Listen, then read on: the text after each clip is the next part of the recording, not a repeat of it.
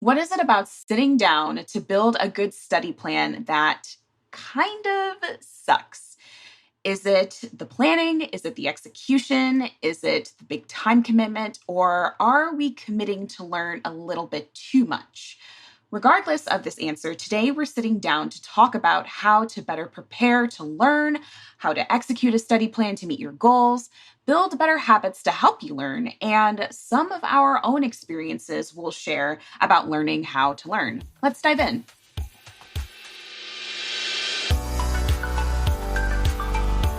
Welcome to the Ladybug Podcast. I'm Kelly. I'm Sydney. I'm Allie. And I'm Emma, and we're debugging the tech industry. How often have you struggled to learn programming because you just couldn't find the right resource to suit your learning style? I struggled for nearly a year before stumbling upon a website known as Friend and Masters. I've been a long-time paid user of the online learning platform simply because I find the courses to be comprehensive and beginner-friendly. They have the best teachers in the tech industry, and they're one of the reasons I was able to land my dream job. With Friend and Masters, you can learn web development, responsive design, backend development, animations, testing, algorithms, data structures, and more. You can pick a course you're interested in or follow one of the learning paths like React, Vue, Angular, data visualization with D3, Node.js, and more. To learn more, head to friendandmasters.com. Transform your organization's website from brochureware into a powerful business tool with HubSpot's CMS Hub. CMS Hub is a developer-friendly content management system that is fully integrated with HubSpot's CRM platform. This means you can create best-in-class digital experiences for website visitors featuring personalization, automation, and dynamic content based on the same CRM data your sales and marketing teams use to build relationships with customers. Develop powerful websites, blogs, and landing pages locally with the tools and frameworks you prefer, then deploy to your HubSpot account via the CLI. Once deployed, marketers can create and edit content using drag and drop and visual design tools, streamlining the workflow between your teams. Take your career to the next level by joining HubSpot's active dev community. Visit developers.hubspot.com/CMS Hub and create a free developer test account. All right, guys. Hello. How are you today? What's going on? I feel like I'm just tired all the time, so that's not a very exciting answer, but it's the truth. But I'm good. Yeah, it's gray in Chicago today, which is like classic Chicago, but would have preferred it to be nice and sunny. Okay, but is it super hot there? Because I don't know about Chicago like that, but Missouri, it's starting to get that nasty mugginess where it's all cloudy and everything. It's disgusting looking. I'm heaving every time that I'm trying to walk somewhere, but it's supposed to be raining. Is that the same for you? I'm not sure how warm it is. This weekend, it was in the 90s all weekend, and it felt like you were walking into an oven whenever you went outside. It was awful. Beautiful. But yeah, it's just a Chicago weather. I'm so excited At least y'all have air conditioning. It's like this whole... yeah, I'm going to make true. a generalization about my favorite country, which is Europe. I'm just kidding. But no, in Germany and in Sweden, it's not customary for houses to have air conditioning. So I just bake in my own house. That's brutal. No, there's no way that I'm doing that. You can stay there in Europe all you fucking want to. There's no way. I'm not doing that. No. Well, should we dive into what we're supposed to be talking about? Yes, actually. We should. I'm going to sit here and steam over how you don't have air conditioning, but that's cool. We're going to talk about study plans instead. So what is your experiences with creating, building, potentially going through a study plan? What about you guys? So I take the fire hydrant approach where I just consume as much content as I can, as fast as I can, and I don't really sit down and make a study plan, so I'm hoping to actually learn something from this.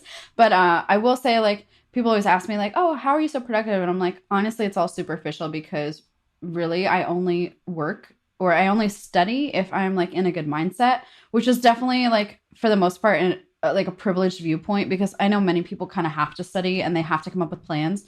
So I'm really looking forward to this episode because until current day, I struggle with study plans. And for me, I've built entire curriculum, so I feel like that kind of counts. Although it's not for me, it's for a group of students. I've done that for lots of different programs at this point. But as far as personally, I think I'm at this point in my career where I mostly learn as an as-need basis. Like if I need to learn something for work, then I will learn it for work. But I'm no longer in the point of my career where I'm learning things just to learn them in hopes that it'll help like a future job or something along those lines. Yeah. So I'm not sure that I make them necessarily personally, but as far as personal development, every single day I try to read at least a chapter of a career-related book. And so that's mostly what I do personally. That's very interesting, like, to hear both of those perspectives, because right now, like, I'm in the middle of, like, having to execute a study plan for like technical interviews. It's great. It's awesome. Like, it's the best thing in the world. But like, sure, I'm kind of kidding a lot. But I have made study plans for people that have like paid me to do it. And I think that those have worked depending on like people's needs and preferences. I've also helped build curriculums.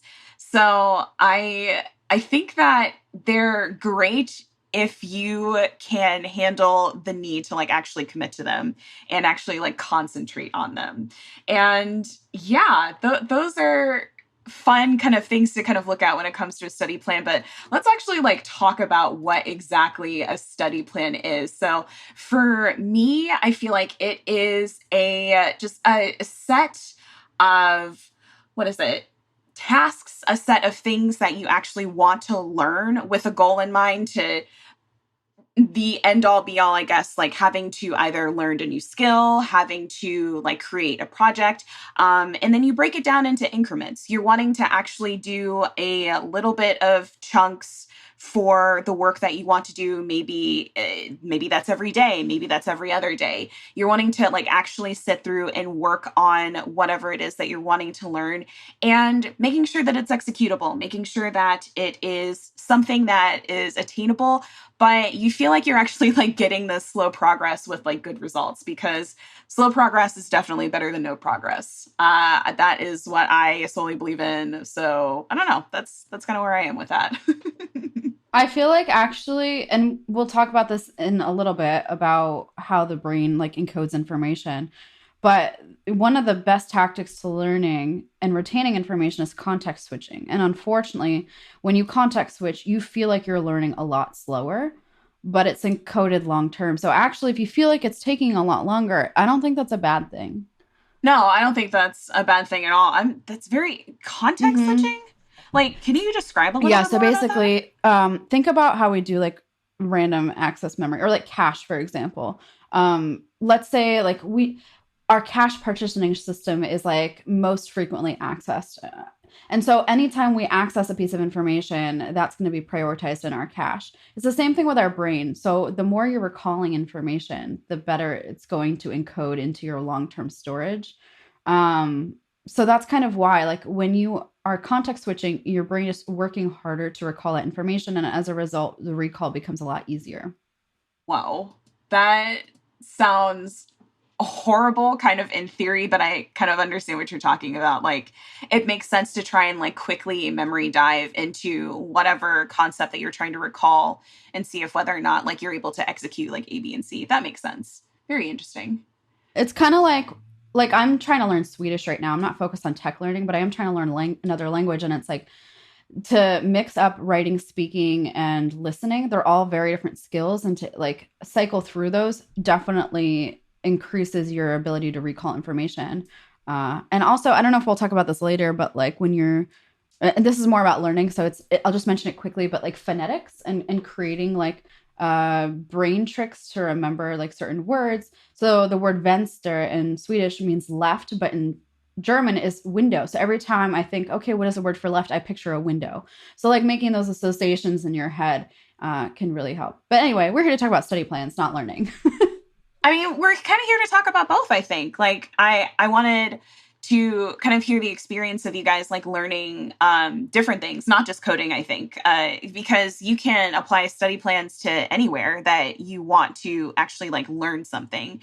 And me personally, I have a video on my YouTube channel, youtube.com/C/Sydney Buckner, on how to actually make a study plan. And I have a template for you guys. So if you are wanting to see how that works, and if you're wanting to customize it, do whatever, I'll put a link in the show notes, and I will also put the video in the show notes. So there you go. Okay. So when it comes to, I think, executing a study plan, that's kind of a different beast. So you, for example, Emma, you're saying that you're learning Swedish right now. How do you think that that's going when it comes to context switching, when it comes to like having to go through those like small goals, those like small attainable goals? It's not going great. And the reason is I don't have accountability. So in my experience, there are two different kinds of study plans. There are ones where you like can plan out, for me personally, where I plan out like on the 12th of the month, I'm studying this, or the 13th of the month, I'm studying this. Or it could be sequential where like, this day I am studying, verbs. And the next day, whenever that day is, the next day I pick this back up is going to be something else. But what I've noticed is like, unless I have accountability to study, I really don't. So what that means is I typically will have to pay for a language course as opposed to doing free apps like Duolingo or Babbel or whatnot. I need to have that financial or like attendance accountability to actually follow through. No, so I'm the same way. I think that now that I'm I'm in that privilege where I am able to just like be like, all right, here's the check, like just let's do it. And I'm fairly sure like I won't speak like for the nation or anything like this, but I am fairly sure that according to Twitter, I have been diagnosed with ADHD unofficially. It's just going to be better for me to like actually be able to pay somebody to do everything, because I get anxious when I don't complete it, whatever like goal that it is. But when like I actually have a teacher that is like, this is a respect authority, like this is the person that I have to actually like talk to, and like it's kind of that like conflict thing where I'm gonna want to do it because I want to be impressive, and I also don't want to give myself that anxiety. So it's fun. It's funny that you mentioned that, because I've been thinking I had ADHD for a long time, which is why I have so much trouble. Like, I mean, this is not a medical diagnosis show, but it's funny. I had a coworker actually DM me and be like, I'm pretty sure I have ADHD, which is like not appropriate. But also I was like, that's also why I struggle so much to like plan things and stick to them. I think that a good way for me to kind of like cope with this, mind you, like this is me knowing full and well, like I should probably get like a doctor's exam and everything, take the test for it. But, Twitter is just so accurate about everything that it's kind of scary.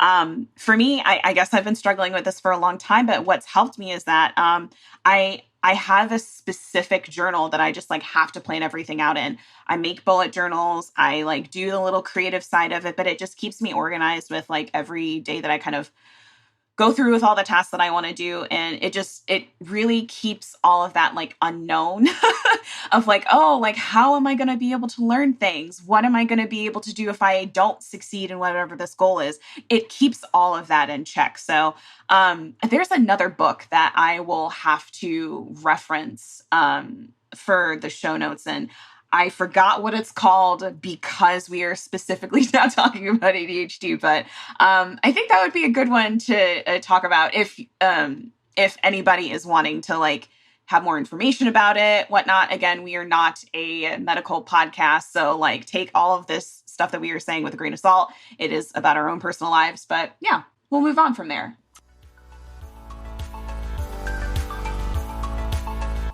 Why is uncoupled code documentation bad, and what does that even mean? At Swim.io, they believe developers deserve code documentation that they can trust. Swim's continuous documentation tool helps teams create code-coupled docs that are auto-synced with their code every time the code changes across multiple repositories. Swim helps teams ramp up new developers easily, enable a culture of knowledge sharing, and ship code faster. Swim's continuous documentation pulls from the CI/CD. It is easy to deploy and keeps teams afloat and happy. Swim Beta is now available on Swim.io. Join Swim on their community channel and learn more about their continuous documentation manifesto on Swim.io.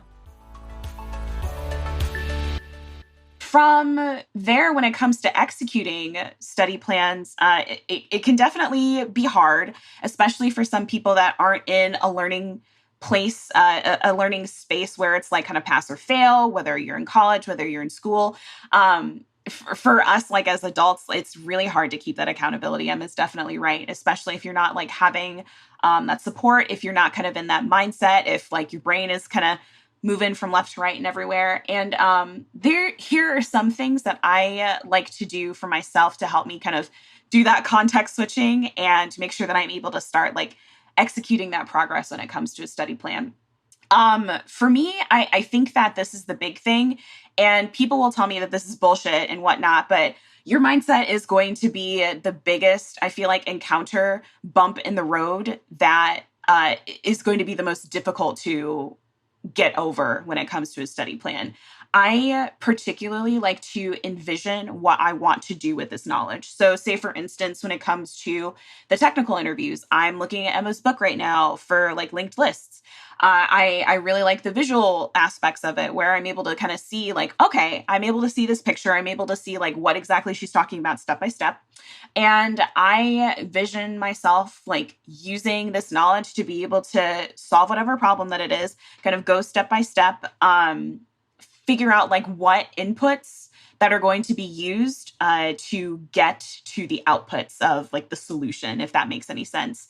And that also means that I will be potentially accepting like another job and everything, and feeling really good about that, and feeling like really rewarded for that effort that I put into. So if you guys are out there trying to figure out how exactly you're wanting to kind of start that study plan after you've like planned out what resources and materials that you have, or even beforehand, start with the mindset, being able to picture what you want to do with this knowledge. Being present with it is really helpful, especially for me. So try it out, see what happens. I swear to God, it's not bullshit. What's really just a quick point about mindset, and I think we've talked about this in our Atomic Habits episode, and we'll talk about that book in a little bit too, but there's one passage that talks about two different mindsets. Let's say that you're trying to quit smoking and someone offers you a cigarette.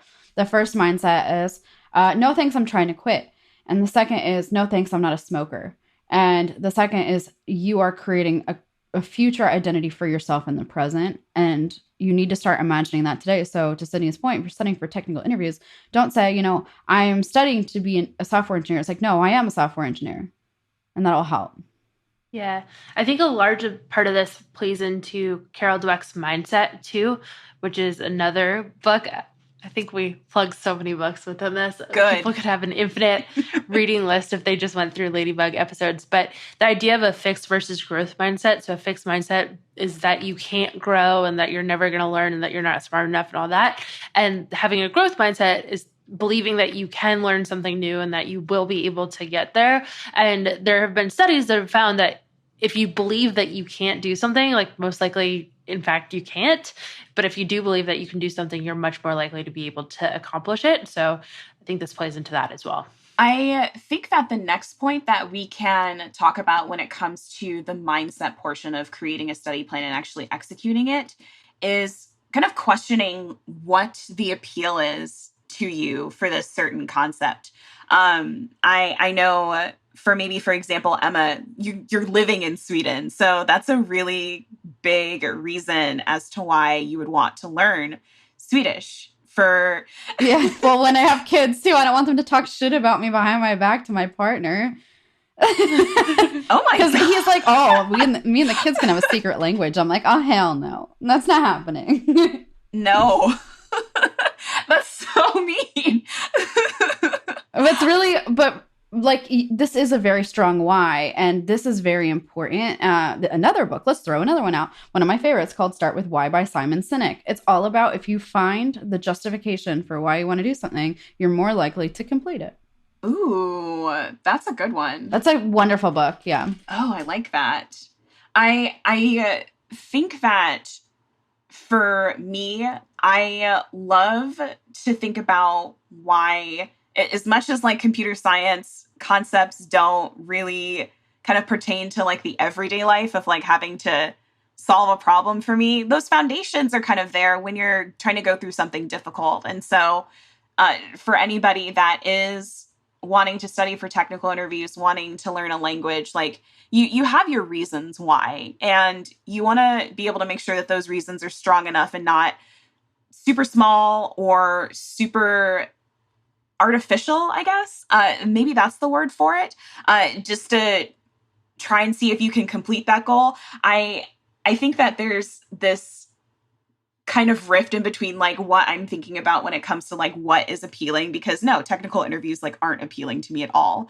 But the end goal is that like I would really love to do more cool work in another language. I've been in Java for a while. I would rather do anything else. I would choose sand if I could like start doing something.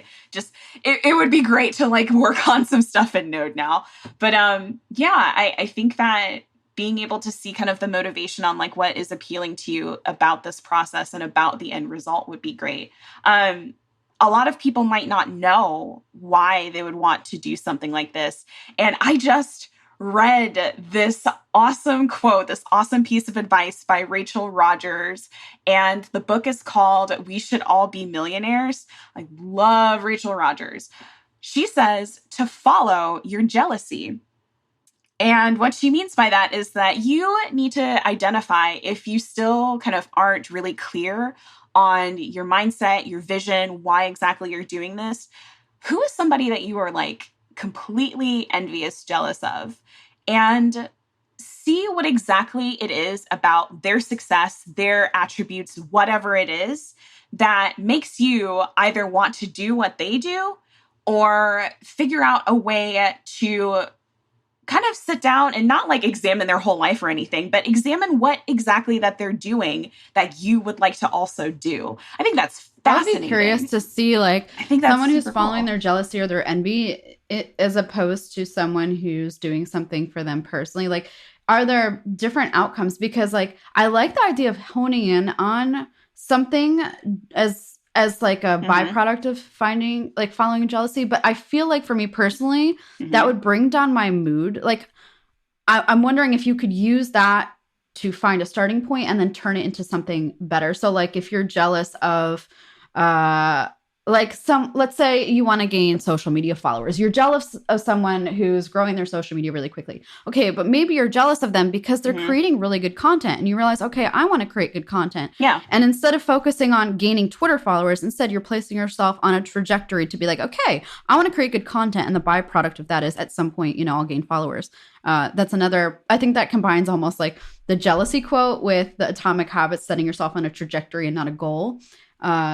Because I cannot imagine if you're following jealousy all the time, like it's more of like a spiteful focus or like a spiteful drive, which I guess sometimes could work. But I find for me personally, like when I do things for myself, to better myself and feel better, I'm more successful than if I'm just trying to spite someone. Oof. I have a conflicting feeling about that because like I have definitely been like, fuck you, pay me, do this, do that. I have definitely done things like for spite and was like, yes, I did it. And I feel like maybe that's just because a part of it is that like, yes, I am maybe not like envious, maybe definitely jealous, but definitely like I want to prove to like myself that I like my mentality about this, about like potentially being jealous is wrong.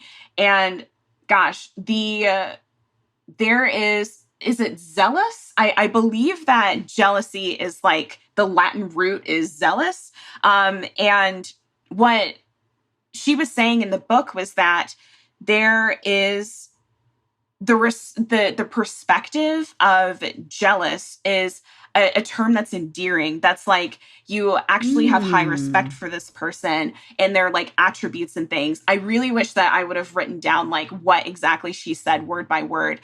I didn't realize that kind of perspective. And I think that I just like modern culture, we've like spun jealousy as a thing that's bad, but apparently it wasn't for a very long time until like, Latin's just kind of gone now. And so having that like, what is it? The drive to actually kind of like see what exactly that it is that this person has that you're wanting to have, not necessarily the lack of what you have is what my perspective of the jealousy part. So I know that in particular, like, there are a couple of people that I know, I won't name names, that I'm just like, oh man, I would love to like do what they're doing. It's not like I have lack. I lack whatever they're doing. You know what I'm saying? So I totally get where you're coming from, but like, spite is a very good motivator. Very good motivator. It's really interesting because I always confuse envy and jealousy. And I just looked it up real quickly, and it says envy means discontented longing for someone else's advantages and is used to refer to a covetous feeling towards another person's attributes. In general, jealousy means unpleasant suspicion or apprehension of rivalship, but can be used to mean the same thing. So that's interesting. And that could be a whole conversation in and of itself. But do you ever see those people on TikTok that are like, I was the girl he didn't want and I became the girl he couldn't have? And I'm like, hats off to you. Like, I wish that could drive me, because maybe I'd get more shit done. I'm just a lazy potato these days. No, I think that we all need breaks. We all do. It's going to be in our nature to want to like try and do everything, but it's going to be important to have those breaks. And that's something that we're going to be talking about a little bit more, kind of going on in this episode. But moving from actually like following that like jealousy, quote unquote, maybe we should just like put it in quotes, making the decision to actually like do something. And that sounds, it's very simple, but I don't know. I don't think that it's as simple as we kind of like make it out to be, because there's a certain degree of like actually saying like, okay, am I actually going to do this? No bullshit. Am I going to lose this weight? Am I going to decide that I want a career in tech? Am I going to get this certification? Like actually like sitting down and questioning like whether or not this is something that you are going to be willing to commit to despite any of the obstacles that you might find. And being able to like be very honest with yourself. No bullshit, no excuses from there. What do you guys think? This used to get me in trouble as a kid, where like I would half-ass things to spite the hell out of my dad. Like if I was going to clean the dishes, like I would do the bare minimum. And he's like, if you're not going to do it right, you shouldn't even do it at all. And I'm like, you know what? He's right. And I know I'm going to yell at my kids someday for the same thing. It's so true. It's like you are spending the time and energy to do something. Do you really want to half-ass it and waste that time and energy? Or do you want to commit and like really go all in? I don't like wasting time. I realize that the bigger the goal is, the more motivated that you are to try and like actually achieve it. Like it's going to be something that you'll want to get out of bed and actually do. I don't know what it is about that, but there's more that I'm referencing kind of in Rachel's book with that. And I really love the concept that she's saying that if you start like reaching for those bigger goals, of course you're going to have that motivation to get it, because it's kind of that like scariness, that like unknown that's to it. But also you're going to have less competition to actually like complete that goal. It's going to be just like you versus where a lot of more people are going to be more prone to just be like, all right, I am satisfied with whatever is kind of going on because I don't feel like I can do this, this, and this. I don't feel like I can hit those goals. And that's not a way to live, right? But people do it anyways, just because of those like limiting beliefs. And so they're going to be more likely to actually like sit down and make like, yes, ho-hum, so goals that might be easy to attain. But like, are you actually going to attain those goals? Are you actually going to like make time to do them? No, because they're not fun. They're not like scary to think about. They're not inspiring to do. You have less competition than you think to actually like achieve whatever it is. So get out there, make time for those big ass goals, see what you can do, see what you can get away with. That's where I am on that. All right, so let's talk about learning how to learn. You guys, we have a Ladybug episode on this, so we'll make sure that we put that in the show notes. But do you think that we can kind of make a summary of like what you remember what happened on that episode? This is an Allie point. You can lead this one. Yeah, so we did a whole episode on this about how your brain works, and then also what are the best ways to study in order to retain information best. We talked a lot about the Coursera Learning How to Learn course, which I really recommend to anybody who's looking to understand how your brain works a little bit more. I think it's a really great thing. Then they also have a newsletter that they send out every week too. I think once you do the course, you're just on the email newsletter. I'm on that, so I read that every week. And so I find that really helpful.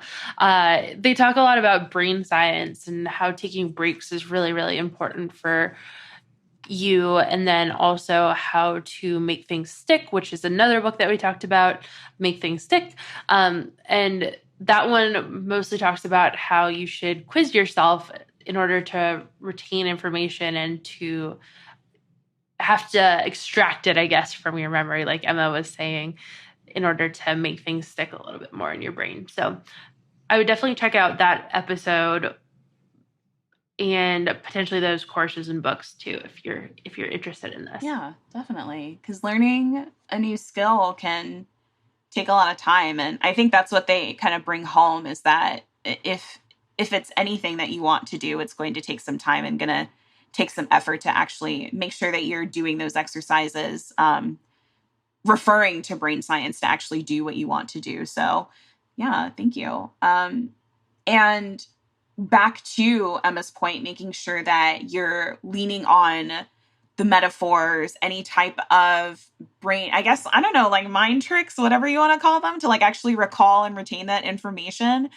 is really something that they love to, on, I think, learning how to learn how to do and execute, like making sure that, what was it? The ear and window, was it, Emma?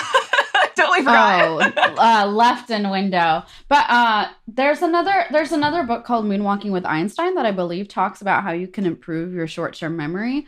I haven't read it, but I believe it's like really well known. And I think he talks about the idea of like when you have to memorize long sequences of like numbers or whatever. First of all, if you can spread it out and like learn it long-term, do it. If you have to cram the night before and immediately go to sleep. Sleep is when your brain actually encodes that information. But it discusses how like visualizing a room, and you walk into the room and you place different pieces of information visually in the room. Like one thing is sitting on a couch or one thing is staring out a window. And as you need to recall that information, you walk through this image in your mind. And that's how you can like train your short-term memory. So if you're interested in learning how to expand your memory, I would recommend that book. That is fascinating. Oh, I might have to try and do that with a couple of steps that I'm doing for problems. Thank you. Thank you for that reference. Ooh. Okay. The next thing I know specifically that we want to talk about with learning how to learn is focusing one topic and potentially one resource at a time. What do you guys think about that? I'm kind of conflicted. I definitely have used different resources so far with my studying, but what do you guys think about that? Well, humans are not capable of multitasking, but I would say when you're learning, if you're learning the same subject through multiple mediums, I wouldn't call that multitasking. I would call that like switching contexts, but in the same respect of what you're learning. So I think switching mediums up, like reinforcement, is really, really good, but I wouldn't say like study TypeScript for 5 minutes and then move on to Java. I, for myself, would have like Mozilla Developer Network open at the same time as I have like front-end master's course open. But my problem is like, this is probably ADHD as well, where I like will follow a link in MDN and end up in like somewhere completely unrelated to what I'm currently studying. Whoa. Yeah. So just be careful. I would say just like, if you're good at that, like props to you. But if not, just I would say like try to minimize the amount of context switching. I'm not good at that. I'm sorry. Allie, you go on ahead. No, you're good. I would say also that research has said that if you learn the same thing in multiple mediums, so you watch a video and then you read a book about the same topic, it's going to stick so much better than if you just do one of the two. Especially people really fall into this idea of like, your learning style or whatever. And people can like different ways of learning, but the research has said that what's more important is that you learn the same thing in multiple contexts. I also think that making sure that you actually apply your knowledge is one of the most important things that you can do. So making sure to not just watch 18 tutorials on the same topic and never actually apply that knowledge, it's never going to stick. Instead, build an app with it or something along those lines. Yeah, making sure that you're able to find an example to actually like potentially go off of? What is it? The I do, we do, and then you do? That's one of the bigger things that you like to teach when it comes to your courses, Allie?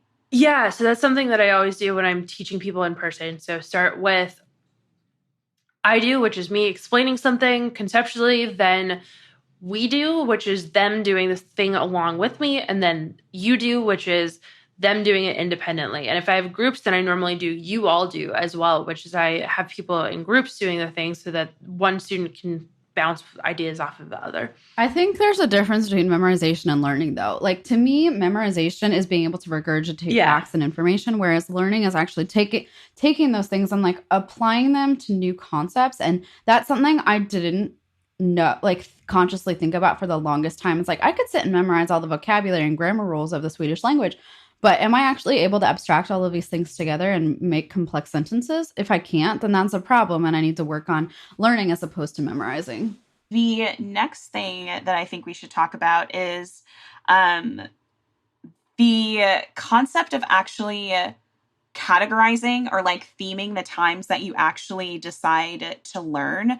So in particular, I don't know about you guys, but I'm a morning person. I get up at 5:30, I meditate, I work out. Do I hate it? Yup. But I do it anyways because I have a certain end goal in mind. And that is my prime time to actually like focus and make sure that I can like do whatever I need to do. So I highly suggest that for anybody that is trying to make sure that they are learning, making sure that they find that time where they are in their most like prime focus and theme all of your difficult tasks that you feel like you need to actually learn or execute in that time. So then you're able to start going through those like little menial like readings, maybe like problems and things to do later at a time where it's like, oh, my energy is kind of drained. So like, for instance, after lunch, after I've eaten, I'm definitely like, all right, my blood sugar has crashed, even though I've eaten. Let's do something else. Let's like actually do a reading. Let's watch a couple of videos. What about you guys? What do you do in that kind of moment, or like, how does that work for you guys? So I'm actually a morning person. Now I want to state, and we've talked, I don't know if we have an episode on this, but there's a book called Why We Sleep, and it talks about the scientific concept that some people are biologically morning people and some people are biologically night owls. And if you try to like be productive in the morning when you're not a morning person, it's not effective as much as if you were to actually work in the evening. So figure out what your circadian rhythm is promoting. So I have to work in the morning, and if I don't, so when I'm trying to start a new habit, the best method for me to do so is with habit chaining. This is a concept, I don't know if it was talked about in The Power of Habit, which is a great book, or Atomic Habits, I can't remember, but this concept where if you want to adopt something new, for example, if I want to learn a new programming language, or if I want to work out, chain it to an existing habit. So every single morning I wake up, I make coffee, I read a book for at least 30 minutes. If I want a new habit, I chain it onto the end of that. So I know after I'm done reading, I go do programming, studying for 20, 30 minutes.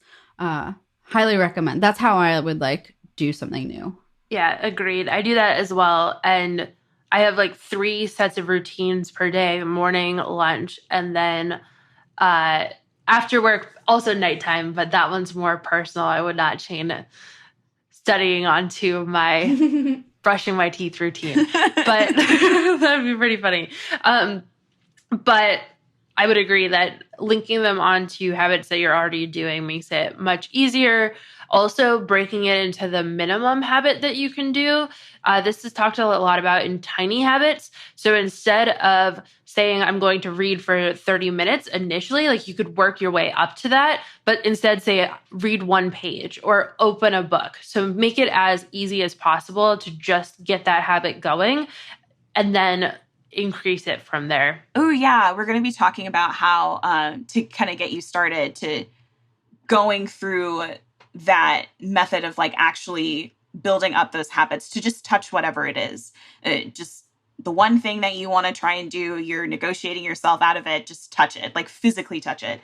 So I think that I myself, for example, like when I'm working out, I don't like it, but I love cheeseburgers very, very much. So I'm going to have to find a way to make sure that I'm able to not like be crazy with my cheeseburger eating habits and find a way to make that balance by working out. And I will like touch my bullet journal to say that, okay, I am looking at what exactly I have written down for my workout today. Am I going to do this? Sure, maybe. I will pick up my dumbbell and just like move it across the room. And I'm like, I have to do this. I'm going to do this. I'm going to do this. That is very fun, but it works. It works. So try it out, see what you guys can get away with, and go from there. The other thing that I think we should talk about, I love this. I am really obsessed with the Pomodoro technique. But for me in particular, I will say that it doesn't work for me.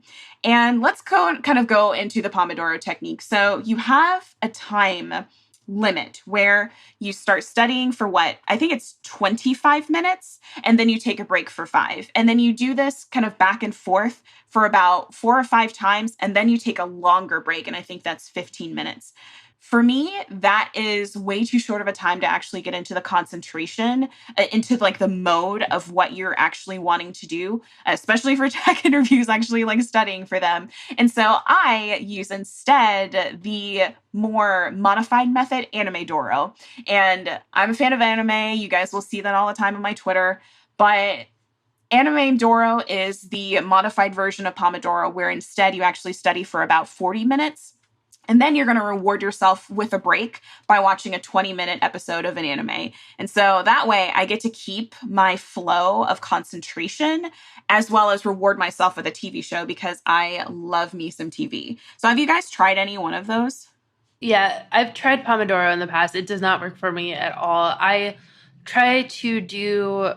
Okay, so this resonates with me more as flow state, which is just you work until you're done working or you're sick of whatever you're doing, and then you take a break. And that for me works a lot better because the context switching just doesn't work for me. And especially right now, I work in management. And so I have meetings like all day, every day. And so I work when I have that hour in between meetings or that 20 minutes between meetings. So yeah, I can't do structure. Like I said, I'm a fire hydrant. I can get into flow state for like 2 straight hours and then just go hibernate on the couch. But I can't. If someone were to break me out after 25 minutes, I'd punch them.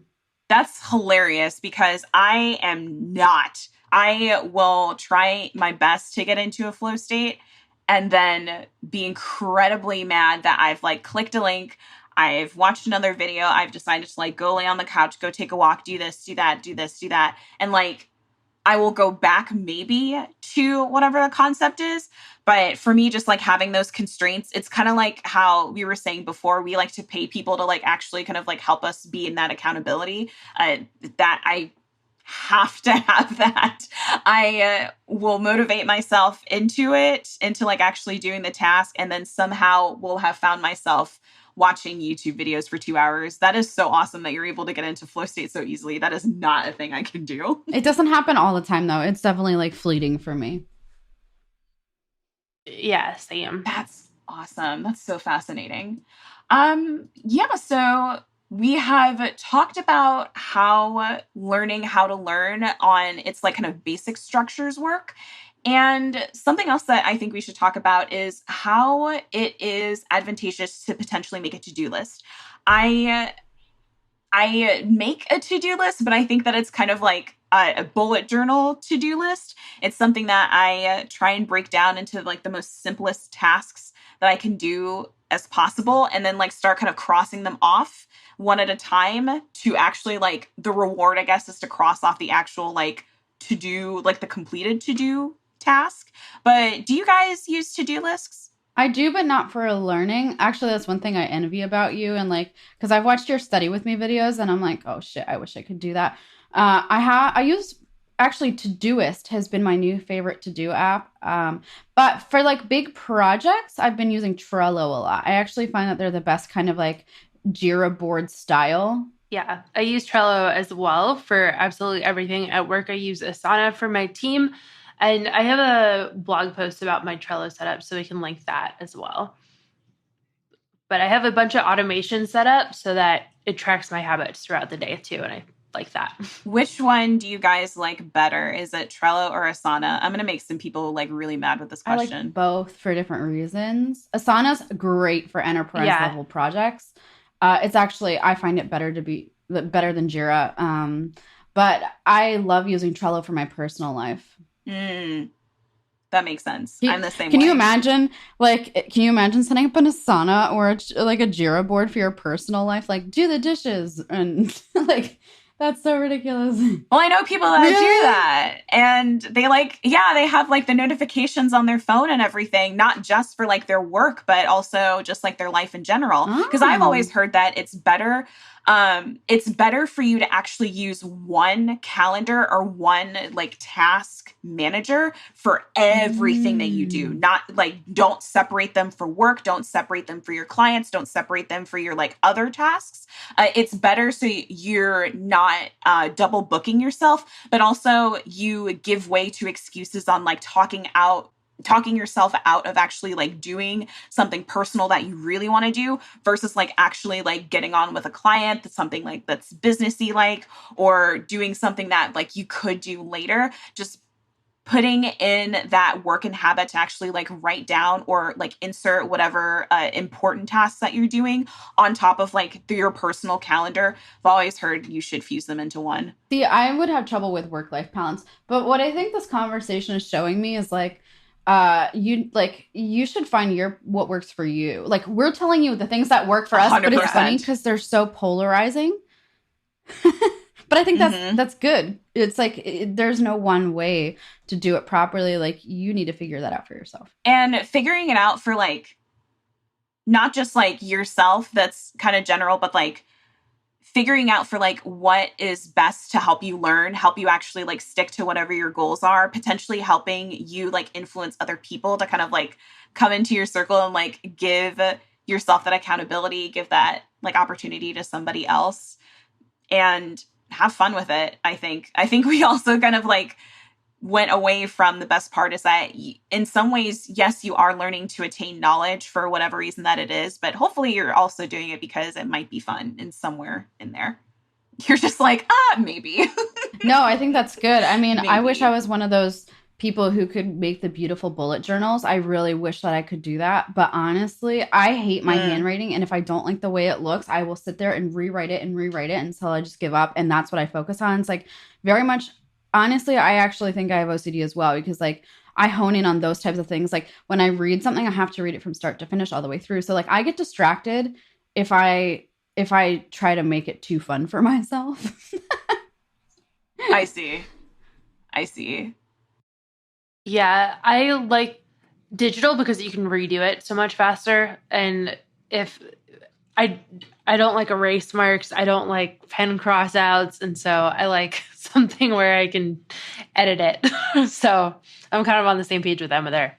I think I've been able to practice enough with my like calligraphy and things to not have to deal with that anymore. Because I'm an artist. Like I draw as well as like do other like artsy fartsy stuff too. So I absolutely love those things. And I have like 7 journals. I'm like looking at my bookshelf right now that I haven't used that I'm like, yes, I'm ready to like actually do something with them. So that's really unfortunate that you're not able to like kind of do like that for fun's sake, but I totally understand where you're coming from.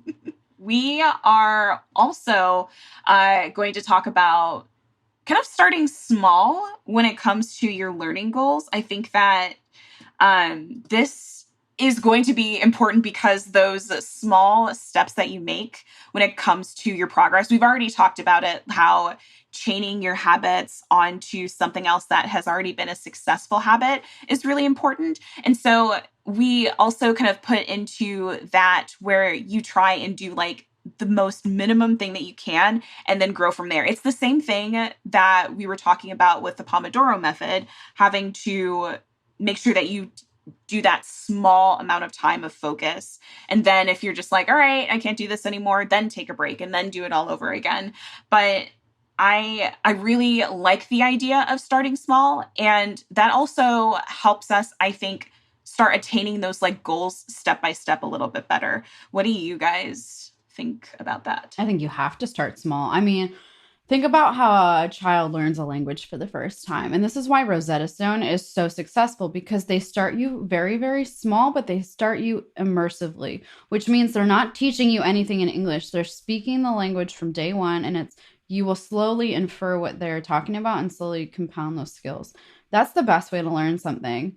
So yeah, definitely, because if you just start big, like, I feel it's super easy to get overwhelmed. So at the very least, like, try to break it into small chunks. And having to make sure that with those small chunks, like, these are the points where you want to start using those different mediums to actually be able to retain that knowledge and potentially be able to share it or execute it in some other way. And it's again, I do, we do, you do method. You want to make sure that you're doing it, that nice concentrated bit of work, to make sure that you compound on that progress. So I know that Atomic Habits talks about that. Again, latching your good habits with this new one. A bunch of places talk about it. What is it? Jen Singero's Badass Habits is another book that I really like, talking about that. And then I don't know if this is going to be controversial again, but acting as if you are the person that you actually want to be with that information. I think, Emma, you had talked about that with the not being a smoker. You're wanting to make sure that you set that goal in mind where you don't want to be a smoker anymore. You stop smoking. Being able to imagine yourself as, I am not a smoker anymore, so I refuse to participate in that bullshit, is an incredibly nice way to reinforce what you're doing as you go with small progress. It's a double-edged sword, though, because, like, while I would say most of the time taking on a new identity as opposed to a new habit is very beneficial for many reasons. It can also be really harmful, like this idea of like taking on technology or like being a software engineer as your full identity is something I'm struggling with. Like, I always associated myself, like, if someone was like, oh, tell me about yourself, I'd be like, oh, I'm a software engineer. And it's like, that's not my identity. That's not who I am. It's what I do for a living. So I think you just need to be mindful of, like, yes, adopting new identities can be really helpful if you're trying to, like, get rid of a bad habit or, you know, speak a new language or change something about yourself for the better. But just be mindful that, like, if you're okay having, you know, a job be your main identity, like, if you're okay with that, cool. But just, you know, do that consciously, I guess, is my advice. Don't just, like, fall into the trap of, like, you know, this is my entire identity and, like, that's all that's good about me in life, because it could potentially set you up for disappointment. If, you know, it takes a little bit longer to get your dream job, you know, like, it doesn't mean you're any less of a person. I'm rambling, but, like, that's my main point. No, that makes sense. That makes a lot of sense. I think that when I say acting as if, having those goals in mind, that vision in mind of where you want to go, instead of, like, actively, like, spending like you're a millionaire or doing, like, all of these, like, crazy, like, things that you maybe not be able to, like, keep up with when it comes to, like, being a millionaire, is definitely where people kind of confuse the acting as if with their whole identity and kind of, like, doing more than they probably should be. And it's about, again, like, we're kind of latching on to, like, those small things that you can do at a time to change that mindset, to actually, like, get you to start building that momentum to be actually where you want to be. You know what I'm saying? Yeah, definitely.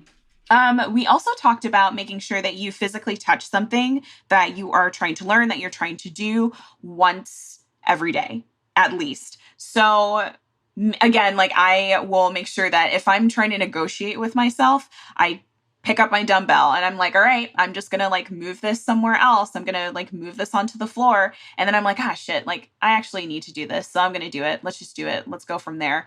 Have you actually negotiated with yourself when it comes to Yeah, absolutely. I'm like, if I watch an episode of 90 Day Fiancé, I also have to do the dishes at the same time. Like, or if I have, like managerial tasks, like responding to email and stuff, I'll put on, like, 90 Day Fiancé next to me just to, like, motivate me to keep going. But I think it's so funny. I had this goal of, like, I'm going to learn a little bit of Swedish every day. And then realistically, I realized, like, my mental health like I can't force myself to do something if I don't want to. And so I've stopped pushing myself to do something every day.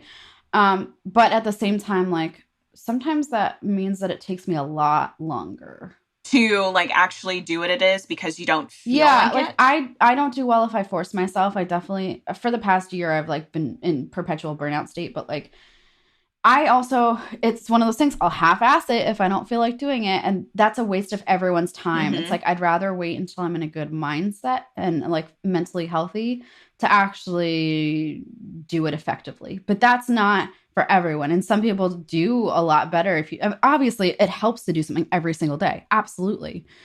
But I'm just struggling with mental health recently. So. Yeah. And I think that, in some ways, going along with like potentially in parallel with mental health, we could say that in some ways, not you specifically, but like having to do that and be like, oh, so I can't do this unless I feel like it, that can be a fine line to self-sabotaging yourself. And I would really say that making sure that you kind of find a way to either like recognize that this is something that you might be doing to self-sabotage yourself. You really need to make sure that you're checking in with your body, with knowing exactly where you are when it comes to your mental health, your mental space, your community, your environment, before we kind of go into where that is when it comes to self-sabotaging, because we all do it. We've all done it in some ways in our lives, and then we don't realize it that we do it. And then we're kind of like years later without like the tasks that we've wanted to get done. And we're like, what the fuck? Like, why didn't we do this? So I'm glad that you are taking steps to make sure that your mental health is sound and you're doing well. I also wanted to make sure that we make the point that you want to make sure that you are actually analyzing yourself before you completely take that as a place of, oh, I can't do this because I don't feel like it. Very important to make sure that you make the distinction between like you're doing this because you're taking a break for your mental health or because you are making excuses for the self-sabotage. The next thing I think that we can talk a little bit more about is sometimes making sure that you just like cut out the negotiations is just the best way to do it. I do also do a 1, 2, 3 start, like a countdown where it's just like, all right, I'm here. I'm like sitting at my desk. 3, 2, 1, let's just go. Let's just do it. Let's just try and see what I can get away with. It's not about like having to get into that flow state. It's not having to like, have that like certain time frame that you're actually doing something that's like constructive. It's just seeing if I can get away with like building my momentum up from that countdown is something that I like to do. And then sharing your results on your progress, I think is another thing that we like to do. So for example, have you like maybe on Twitter or something, like shown off a project that you've done that you're like super proud of and people are like looking at your progress and everything? Have you done anything like that? Yeah, absolutely. Like when I was developing my interview book, like I shared screenshots along the way, and not only did it keep me motivated, but like it actually led people to help me realize I had some accessibility issues with the font and the color palette and stuff. So it was really helpful. But I will say, because there have been a few threads on Twitter about learning in public. And I think it can be a really great motivational tool, but just be careful because like for some people in the marginalized communities, it can also be a little bit harmful if they're getting the wrong attention from people, because it's so often I've seen people share like, oh, look at this cool coding concept I learned today. And you get men in the comments that are like mansplaining, well, this isn't good, or like blah, blah, blah. It's like, just be aware, like if you don't want to learn in public, if you're not safe enough to, that's okay. And you don't have to. I specifically haven't done any more 100 days of code just because I do you remember this, Emma, when we had been talking with this one particular person that was like, you're not a software engineer because you don't have like a computer science degree by. It was just like, okay, I'm not doing this anymore. I think that being able to share and be vulnerable, the work that you've made and the progress you have so far, I'm sure that most people in the world are good and will be able to support you with that. But if you need to go like a little bit on a smaller scale, like there's there are meetups that you can go to share your progress with, be a little bit more vulnerable with. And it's okay if you don't want to share at all. It's definitely a medium to help grow with your learning. So be much more mindful of your mental health when you do that. But it's a way to network. It's a way to find a community. But yeah, I agree. It can really suck sometimes. So we've talked a little bit more about when it comes to our progress, sometimes we talk ourselves out of it. We've negotiated. We feel like our mental health is not there to actually be able to do the tasks that we want to. So you, for example, is there anything that you like to particularly do? Let's even maybe like take out what you've been going through potentially. What do you do when you feel like you're getting stuck on something? If I'm stuck, that means I need to take a break, because 9 out of 10 times I'll sleep on it and then I'll come back and be able to solve it the next day. If you're getting stuck, it's very much likely not a you problem. It's very much likely you've been staring at a problem for too long and need to take a walk. I've also heard like being around water will help you fit the puzzle pieces together. Also, I use intentional procrastination as like a productivity method where like I won't start a project until like, I don't know, a couple weeks before or a week before it's due. But in my brain, I'm already sorting out the pieces. So by the time I sit down to do it, I know exactly what needs to be done versus sitting there working months in advance. And I might change things a zillion times. That I didn't know that intentional procrastination was like, I don't know if it's a real thing or if I invented it. I definitely didn't invent it. I'm not that cool. But I haven't seen it talked about a lot. It's just something that I have been doing. I realized that I do that from reading You Are a Badass by Jen Sincero, where she's talking about if you do want to do something, okay, that's fine. Go on ahead and try and do it. Don't try and negotiate. But if you know that you do better under pressure, if it's going to take a week, then it's going to take a week. If you know that it's going to take a week, but you start it in like a month before, then you're either not going to get it done or you're going to freak yourself out, blah, blah, blah. So you might as well just like do it in that week. I didn't know that. Well, I mean, if you made it up, but also no, I don't think like an actual thing. Intentional procrastination. That's a great way to do it. Or that's just what I tell myself to sleep better at night. I think that's great. I think that a lot of people do the same thing and we feel bad about it, but it's done. Like we've gotten it done, right? So who cares? Like it's a finished product. So, and the water thing. Okay, you have to tell me more about. I don't know anything about it other than like if you're stuck on a problem, it is always good to either go outside and take a walk like by a river or a lake if you can, or take a shower. I've heard taking a shower helps you. So yeah, I don't know much about that, to be honest. That's interesting. That's fascinating. I'll have to try that and see if I can like do, what is it? One of those like one of those water videos and see if that'll help me. Okay. Also, knowing that your comfort zone starts getting bigger and bigger. And once you start actually like making those small steps to get out of your comfort zone, it starts to widen. You start to actually see the change that you're actually wanting, and you start kind of believing what more is possible. And so kind of going back again to those changing your habits, actually like taking a break, making sure that you're getting plenty of rest, making sure that you start exploring different mediums. These are all going to be part of learning something, getting out of your comfort zone, and finding the good in expanding what you're learning and feeling and doing. And it feels so much better when you do that. I know it's scary. I get scared about that all the time, but remember to see what you can get away with. I like making sure that it's just kind of like, all right, it's kind of up in the air. We'll see what happens. But that motivates me a little bit more because it's the unknown, I think. Definitely. I think there's just really quickly, I think there's a difference between stepping outside your comfort zone and feeling unsafe. So just be aware, like be very mindful as you're doing things that like, I think being outside your comfort zone, fabulous. It definitely pushes you. But if you feel unsafe, like let's take you out of that situation first and foremost. Yeah, definitely. Move around, make sure that you're getting up, making sure that you're getting some sunlight, like we said, stretching, and I love actually going into, this is fabulous. I just read something about this. I'll tell you a little bit more about it later. But ask yourself more questions if you're still stuck on whatever the concept is. The 5 whys I've realized is a really good way for me to start kind of analyzing my limiting beliefs, as well as whatever is kind of going on with the problem. So how does X work?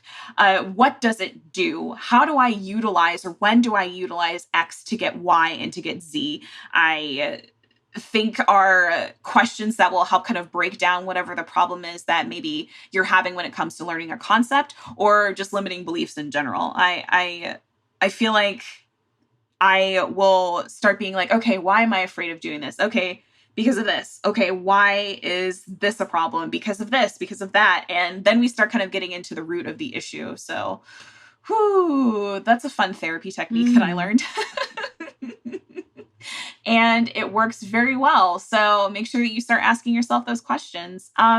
We talked about learning and leaning on your community. If you are learning in public, making sure that you kind of display your progress if you feel safe and if you feel like you are in a space to do so, because that gives you a sense of community that is supporting you, that is giving you a space to potentially like build that momentum on the progress that you're making. Going to events where you're able to network and give yourself that space to show off what you've learned is great. But also, I love this. I just read about this. Problem statements and solution statements. Do you know what those are? I don't. Enlighten me. Okay, so a problem statement is a concise description of an issue to be addressed or a condition to be improved upon. So basically, let's say that you have this problem, and before you even like start going off to tell maybe your tech lead or something, you want to make sure that you have a clear and concise way to actually talk about the problem. So from a coding perspective, this can be broken down to explain like step by step what actually you've done to start kind of triaging the problem. And then you start going through the examples of like what you've done to get you to that point to where you're stuck. So for example, I'm currently trying to understand why this get profile maybe function is returning an error to this particular line, I guess, because I understand it's supposed to do X, but instead it's doing Y maybe. If you have any, expertise on the matter, could you help me kind of walk through what it is so I can figure out why X is doing this instead of actually going to this result? Does that kind of make sense? Yeah, absolutely. I think that I'll be doing that more as I go along with my tech interviews. But the solution statement is also kind of going into that description of how you think you might be able to also solve the problem. And so that will be good to explain to people as you go along, because you have made the effort to think about what exactly you can do to make a solution and then get feedback. So for instance, maybe I believe that an addition of a for loop and a conditional statement validates these set of conditions that you're trying to do with this get profile function. And we want to make sure that we pass this call. And here's why. This will give a null value limited space to pass through and cause this particular error. And so that way you're able to at least say that you have put in the effort to learn whatever it is that you're trying to do, try and solve whatever problem that it is. And that gives the other person the perspective to help kind of guide you with whatever your thinking is to kind of like get you to the right solution. Yeah, that's really great. That took me way too long into my career to learn, but it's good that you figured that out now, because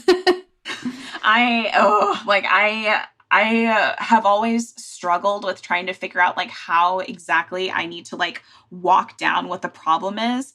And this, I don't know why this is game changing right now, but it's great. I feel good about this. So we're going to use this more often. So I love it. The next thing I feel like we should talk about, since we're getting to the point where we want to make sure that you guys are learning, making sure that you're having fun learning if you can. Be specific about like what you're trying to do to learn, to solve your problems, because if you're not going to do it now, then when are you going to do it? I feel like this is kind of like, if everything else doesn't work, then when are you going to do this? And that maybe it'll give you a little bit of anxiety just because you're like, oh man, you're right. When am I going to do this? But I think that that's a good point that you made, Emma, about making sure that you're not wasting your own time, wasting anybody else's time, and potentially being able to start building up those habits and progress to actually learn whatever it is now. Absolutely. So yeah, that's what I got for you guys. I love it. What about you with shout outs? Let's go into that. Yeah. So I want to shout out. I've followed Amy Cruz on Twitter for a while. Her name is like written as Amy Cruz on Twitter. We'll link her profile in our show notes. She published a book called Getting Started in Tech. It's under 100 pages. So if you're looking for a quick read and if you're interested in getting started in tech, definitely check that out. Well, unfortunately, Allie had to leave us, but she did leave us with a shout out that we will read. Would you like to read Allie's shout out? Yeah, sure. The Dynamo DB book is what she is currently into right now by Alex Debris. I'm really hoping that I say that right, but we will make sure that we link it in the show notes. I am definitely interested in what it is, but I do not have time to look at Dynamo at all. So we'll be asking her and let you guys know what she likes about it. And then in particular, I am so privileged and blessed to know Wellington Johnson. He is the junior dev Sherpa on Twitter.